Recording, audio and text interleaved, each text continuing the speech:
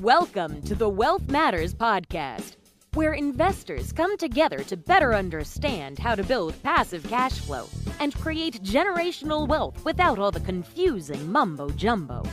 Here's your host and co-author of Amazon #1 bestseller, Alpesh Pamar. Welcome to Wealth Matters podcast. Hope all of you are doing great. I'm going to talk to Clay Ogden today. Clay could be described as the ace of the Strategic Risk Alternatives team, a risk management agency that strengthens businesses with an 831B plan. And of course, I also don't know what an 831B plan is, and that is what we'll try to decipher with Clay.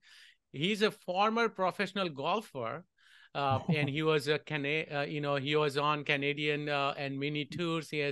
Clay has nurtured many of his business relationships on the course and brings more than 12 years in risk mitigation to identify opportunities and consult with clients and representatives. Welcome, Clay.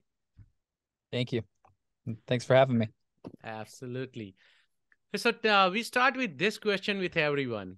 Tell us something interesting or funny about yourself. And actually, I spilled the beans already saying that you are a former professional golfer. So, of course, you can share one of those stories.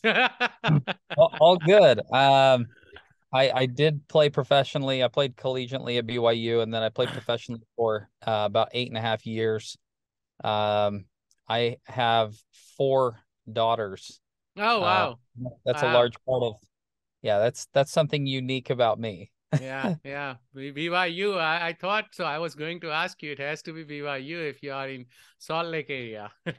Yeah, I went to BYU. My wife went to Utah, and we live in that slightly house divided on the I guess on the football and basketball side of things.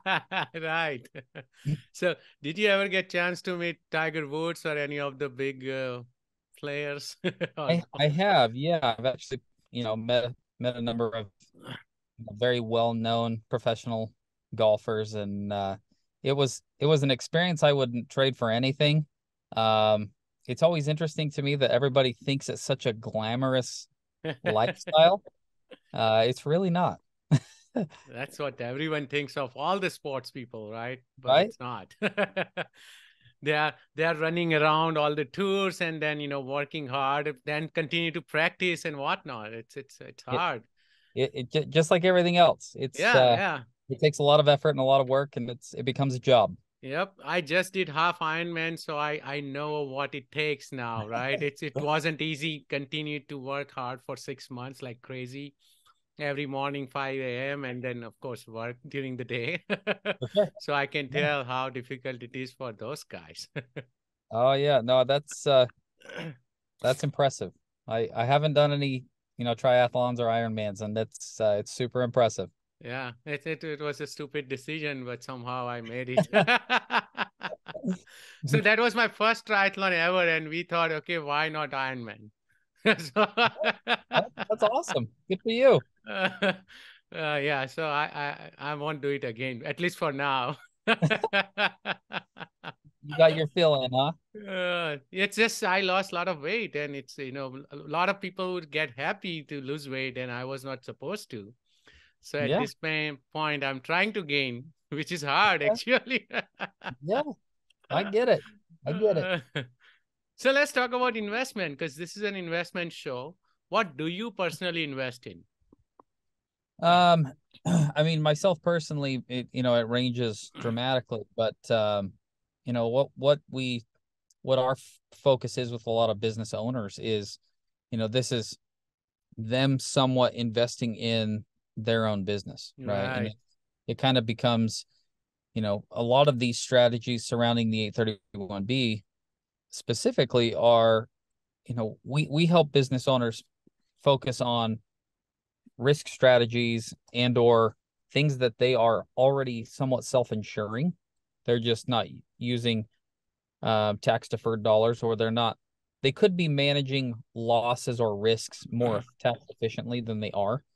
And that's really what an 831B is. And that's really, the conversations we have with clients is like, the last few years of COVID and everything is really, if it's taught us anything, it's that business owners have a lot of risk. Yes. How we manage those risks, how we, approach those from a pre-tax or after-tax dollar, is can become a game-changing investment in their own company. That totally makes sense. You got to invest in your own business and your personal development as well, right? So you mentioned tax deferred dollars. What do you mean by that? Yeah. So what the 831B tax code is, what it is, the program is that we do is it allows a business owner to take excess revenues, excess cash flow in the years that the business owner has them available, set those dollars aside to now manage these uninsurable, uncommon, unforeseen types of risks that traditional insurance does not cover. These are all things that they are already paying for out of pocket, out of cash flow right now with after-tax money, right? And so the idea of these programs is to take those excess revenues in the years that they have the ability to have those excess cash flows, set those dollars aside to now manage all of these types of risks that traditional insurance does not cover. And now we're managing those with more tax advantage dollars, more deferred tax dollars, because inside of these types of programs, all the premiums that you contribute become tax deductible to the business in the year you contribute them to your 831B plan.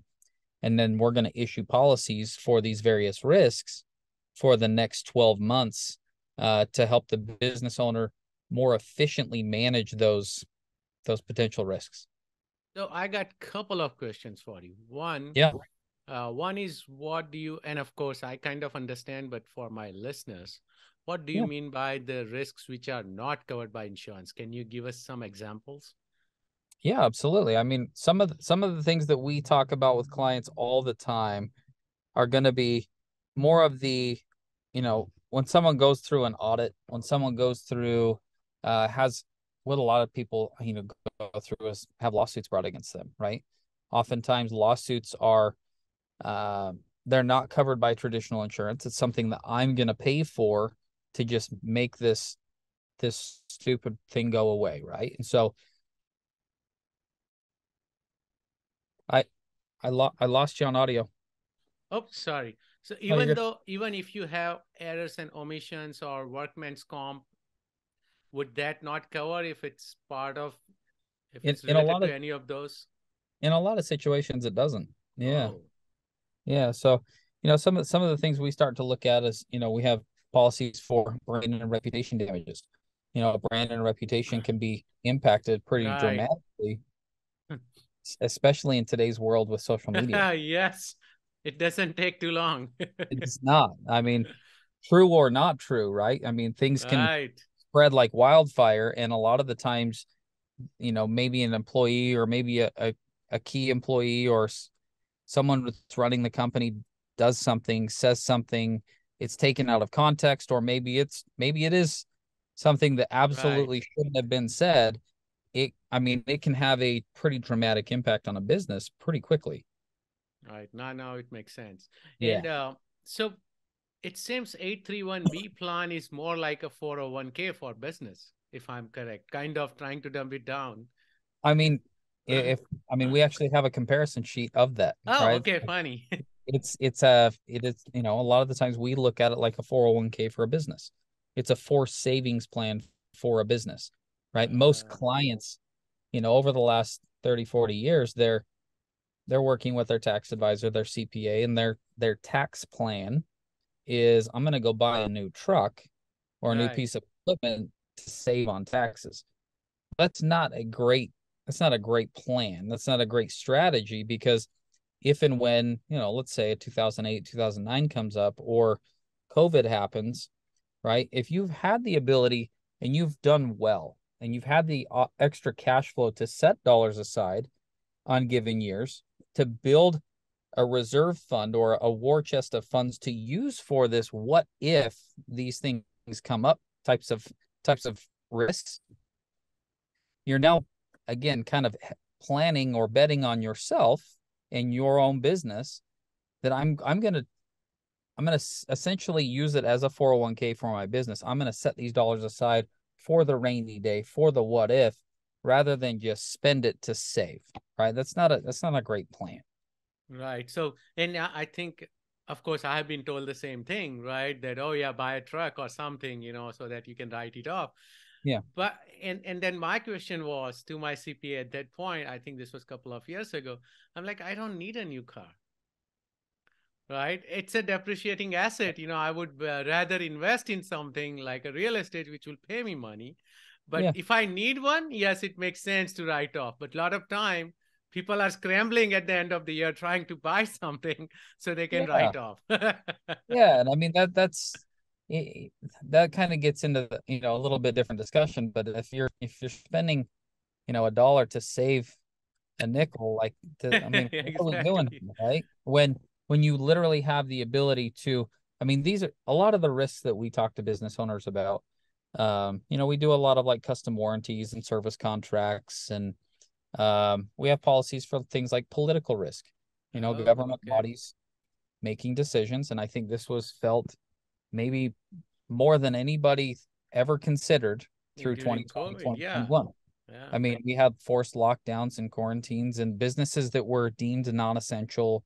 Right. Um, I mean, dramatic impact on businesses, and it was all outside of their own control, right? Right. And business owners that had planned accordingly for those what if scenarios, for these uninsurable types of risks, a lot of our clients honestly felt like it was kind of a bump in the road.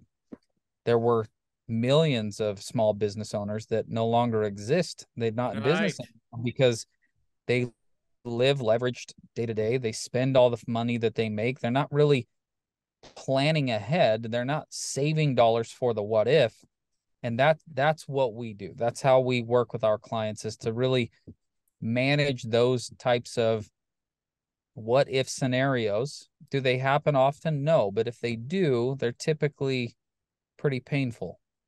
I agree. So, my another question is, and we kind of tried to compare it to 401k, right?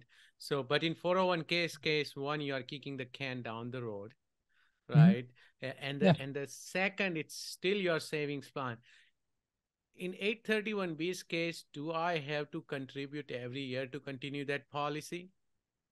Don't have to. No. In fact, it starts to be, very much becomes if I have the excess revenues to contribute this year, you're now, it's kind of a luxury that you have the ability to buy these policies, set funds aside to now manage these risks more efficiently for that coming year, right? That's a luxury that not every business owner has, because not every business has excess cash flow. I talk to business owners all the time that might do $2, 3, 4, $5 million in revenue, and they have excess funds to plan ahead. Right. It's not uncommon to talk to a 20, 30, $40 million business a year And they may that not doesn't have. have excess cash flow, right? They just don't, Right. Right. for whatever reason. And so it's a luxury to be able to set those dollars aside and plan for those what if scenarios. It's really kind of comes down to, from a planning standpoint, all of the dollars that you're putting in are deductible in the year you contribute them. Okay. Inside of the 831B, when those policies expire, whatever funds you have remaining inside of that 831B, once those policies are no longer at risk, those dollars can be pulled out to the shareholders, the owners of the company, right? They can be taken back out as a long-term capital gain. They can be borrowed from, there's borrowing parameters and what you can borrow and loan to yourself Right. as the shareholder. But the crux of this whole thing is really we're now managing real risks that the business owner is going to pay for one way or the other. We're just now managing those risks with a more tax advantaged way.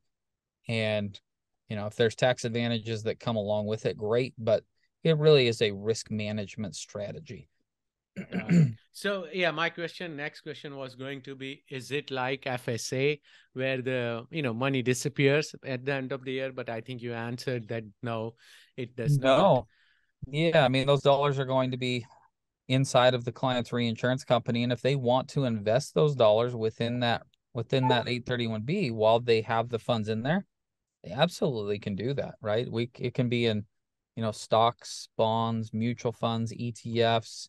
A lot of clients love real estate. If they want to borrow the funds and go, invest into whatever it is that they want that's more illiquid long-term types of investments. Once those policies expire, they now have the options to look at those. They're now running in a roundabout way. They're running an insurance company that they own, right, to now manage real risks that they're going to pay for one way or the other. Right. How we manage those risks is up to them. So you answered my next question as well, that I was going to ask you, can I invest this fund? So I cannot invest the funds while they are tied to a policy. Once the policy expires, I can invest those funds. Liquid types of investments while the policies are in place is okay, right? Oh, and so okay. we view liquid investments as stocks, bonds, mutual funds, ETFs, anything that's liquidable within 2 to 3 business days. More of those illiquid long-term types of investments. Yeah. Once the policies expire, then they can, look at those types of options. Got it. Now that makes sense. And while you were explaining this, I also remembered I had interviewed another guest, and they had spoken about captive insurance. Is 831B similar to captive insurance, or is very similar? How do you compare? Actually. Okay. Yeah, very similar. Same tax code. Both under the 831B. Captives can be used, or 831Bs can be used for, looking at traditional insurances, work comp, GL, commercial auto, umbrella, property, all that kind of stuff, right? If the premiums are high enough, it might make sense for that business owner. A lot of the times 831Bs or captives might be used for these more uncommon, uninsurable types of risks. Certain industries use them for their warranties or their service contracts, like the automotive world, the HVAC companies, when you go buy a product at, Costco or Walmart or something, and they sell you a protection plan, that's essentially a service contract or a warranty on that product. Okay. It's very applicable in a lot of different industries for a lot of different products. So yes, very, very, very similar. Structure can vary, from captives to reinsurance companies, but all going to be very similar under the 831B tax code. God, it makes sense now. Who is a good candidate for an 831B plan? That question has evolved over the years for me. It used to be, based off of, gross revenues and company size and all those typical answers. It really comes down to, the client's obviously got to be doing X amount of gross revenues. I would say probably $1 million in gross revenue or more. Okay. Their operating company, I would say we have clients that are $1 million gross revenue to a couple $100 million gross revenues. But it all comes down to, do they have excess cash flow to set aside? Do they have excess funds that they can part with for, a period of time to insure these types of risks? And that's not always a default yes or no, right? We touched on that earlier, that there's a lot of small to mid-market business owners that have nice margins and they have excess funds. There's a lot of kind of medium-sized businesses that maybe they run super lean, or they bought a ton of inventory, or they just don't have the excess cash flow to set aside to now manage these types of risks. And so it really does come down to gross revenues of the company and or if they have excess cash flow. Got it. And I don't want to ask you a number, but I still want to. What would be the lowest amount of the cash flow someone should have to be able to insure or get this kind of policy? Is it 30,000? It is 50,000 or 100,000? So I would say most programs in our space, most captives, the client oftentimes needs to be able to set aside probably 3, 4, 5, 600,000 in order to make it work. Okay, got it. Inside of our program, we typically tell someone, if you can set aside $75,000 to $100,000 or more a year, it makes a lot of sense. Strictly from a net of fees standpoint on Right. our side, it makes sense, right? So, So yeah. if you take like, let's say 100 grand, Mhm. when you compare it, how much taxes they would be saving versus how much they will be paying in fees.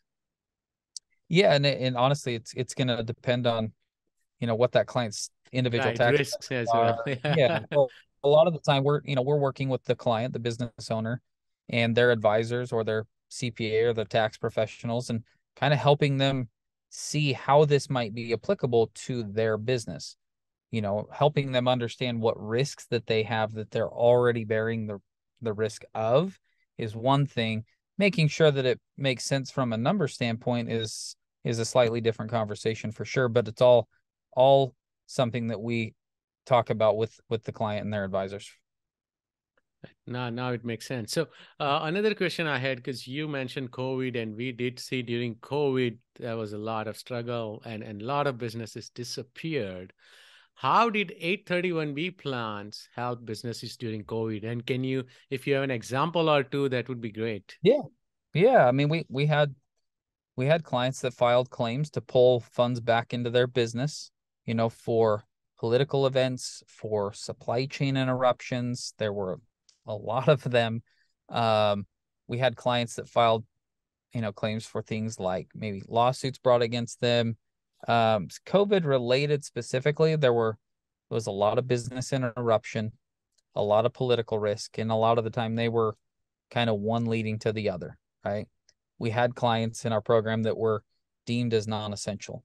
They were closed for, 3, 4, 5, 10, 12 weeks. We had clients that had contracts and were, saying, hey, we will get this product to you on this date. They were Right. The ships weren't coming in to Supply deliver the chain. Yep. product.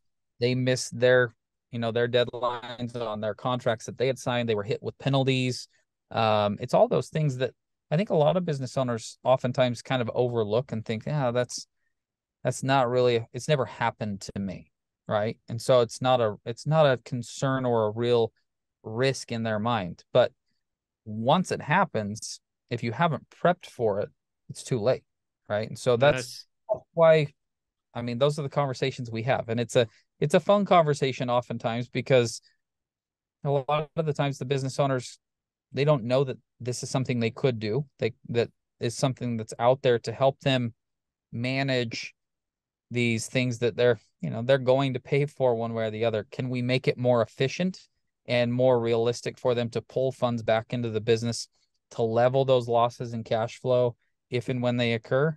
Absolutely.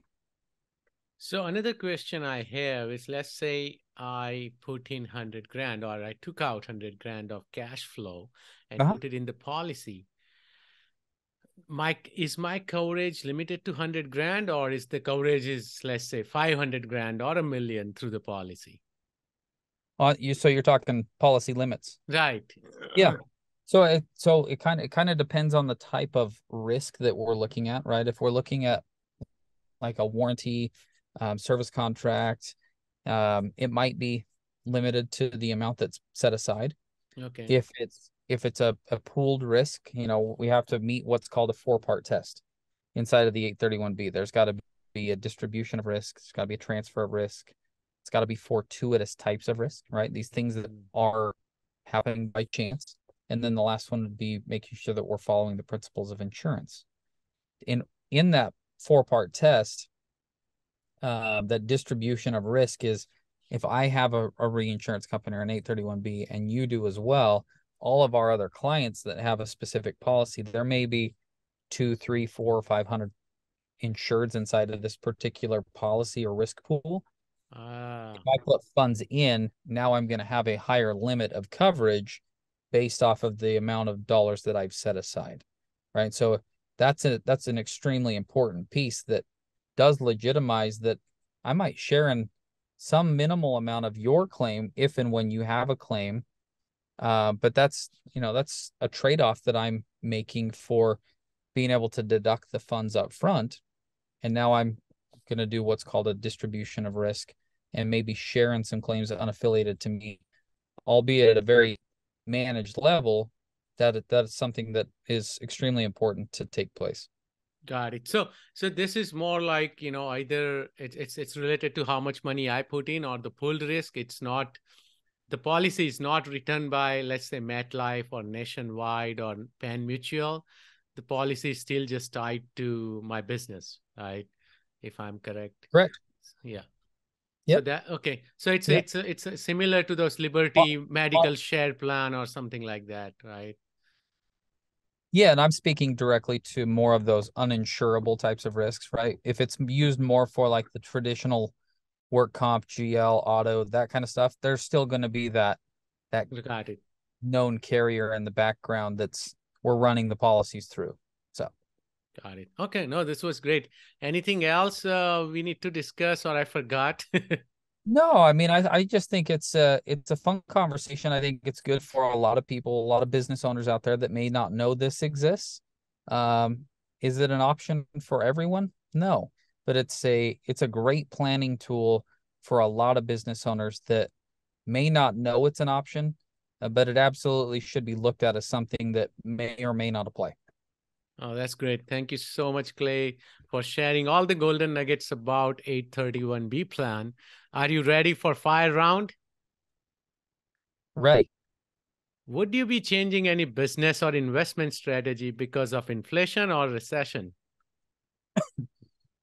No. And it's interesting you asked that question because I've heard a ton of business owners, ton of clients over the last little bit ask, should I do this? Should I not do this? Because Yeah. they're concerned about cash, right? They need Yeah. cash on hand. And being able to potentially build cash inside of a program like this is very doable. Great. So, Favorite investment, real estate, finance, or related book? ooh, I don't know. I don't know if I can pick one. I have quite a few that I really like. I don't know if it's really Personal development is fine too. Self-help. yeah. No, I actually I just read through. I'm actually blanking on the title at the moment. When you're, God, what is Right. that book? It's a Dale Carnegie book. Oh, How to Win and Influence. How to, Yes. yeah. How to, yeah, I can't remember the actual title of it though. Yeah. Now I'm blanking as well, but it's Yeah, a great I, book. I love that book. I thought it was Yes. awesome. Any tool or website you recommend or you cannot live without? My phone. Of course. None of I'm us can. I'm on the phone 24/7. It feels Yeah, like talking, business, friends, etc. If I don't know what I did before my iPhone, of course. That's why it's called iPhone, right? It's in front of our right? eyes. Right. Any advice for beginner investors? Yeah, do your research. Do your due diligence. I think a lot of people tend to think that they see somebody or they heard a story about someone that was successful in something and they think it's easy. It's not. Right. So I think doing your due diligence and doing your research on anything is extremely important. I agree. How do you give back? We are involved in a lot of different service, a lot of different I guess philanthropy type groups. A lot of there's a lot of different we actually formed a committee this last few years and look for opportunities to give back to those around us and different foundations and different items. So it's definitely something we really like to do because it's important. It makes you feel good, one, I agree. and there's a lot of people out there that honestly just have had a bit of a rough go and need a little love. I agree. How can my listeners reach out to you? They can find us on our website at 831b.com. That's easy to remember. 831b.com. Thank you so much, Clay, for your time. Thanks, sir. Have a great day. You too. Thanks for listening to the Wealth Matters podcast.